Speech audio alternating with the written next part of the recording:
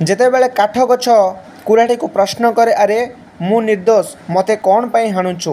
ସେତେବେଳେ କୁରାଢ଼ୀ ଆନ୍ସରରେ ଦିଏ, ଆରେ ଭାଇ, ତୋତେ ହାଣିବାରେ ତୋର ନିଜ ଭାଇ ମୋତେ ପଛରୁ ସାହାଯ୍ୟ କରୁଛି। ଏମିତି କହିବାର ତାତ୍ପର୍ଯ୍ୟ ଏହିକି ଯେ କିଛି ଇଂରେଜ ପଢ଼ୁଆ ଭାରତୀୟଙ୍କ ସହଯୋଗରେ ସେମାନେ ଭାରତର କୋଣ ଅନୁକୋଣର ଖବର ରଖି ଦେଶ ଉପରେ ହାକିମ ଆରମ୍ଭ କଲେ। ଧୀରେ ଧୀରେ ବ୍ୟବସାୟ ଛାଡ଼ି ଦେଶର ଶାସନ ଡୋରି ଧରିଲେ। କଥାରେ ଅଛି, ଯାହା ନାହିଁ ଭାରତେ ତାହା ନାହିଁ ଜଗତେ। ଯାହା ଆମ ଭାରତବର୍ଷରେ ଦେଖିବାକୁ ମିଳେନି, ତାହା ସାରା ବିଶ୍ୱରେ କେଉଁଠି ବି ଦେଖିବାକୁ ମିଳେନି। ଭାରତବର୍ଷର ସୁନ୍ଦର ରୂପ ତାଙ୍କୁ ବିମୋହିତ କଲା। କାଶ୍ମୀର ଠାରୁ କନ୍ୟାକୁମାରୀ ପର୍ଯ୍ୟନ୍ତ ତାଙ୍କୁ ଭାରତରେ ଥିବା ବିଭିନ୍ନ ଖଣିଜ ଦ୍ରବ୍ୟର ସନ୍ଧାନ ମିଳିଲା। ତେଣୁ ସେମାନେ ଲୁଟିବାକୁ ଆରମ୍ଭ କଲେ।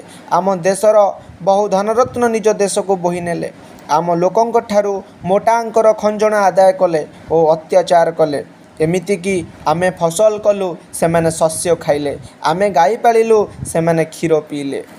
ସବୁ ସମସ୍ୟାର ସମାଧାନ ଥାଏ, ଅନ୍ଧାର ପରେ ଆଲୋକ ଆସେ।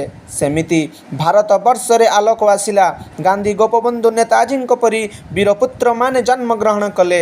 ତୁଳସୀ ଦୁଇପତ୍ରରୁ ବାସିଲା ପରି ସେମାନଙ୍କର ଦେଶ ସେବା ପିଲାବେଳୁ ଦେଖିବାକୁ ମିଳିଲା ଓ ସେମାନେ ଧୀରେ ଧୀରେ ଇଂରେଜମାନଙ୍କ ବିରୁଦ୍ଧରେ ସ୍ୱର ଉତ୍ତୋଳନ ଆରମ୍ଭ କଲେ।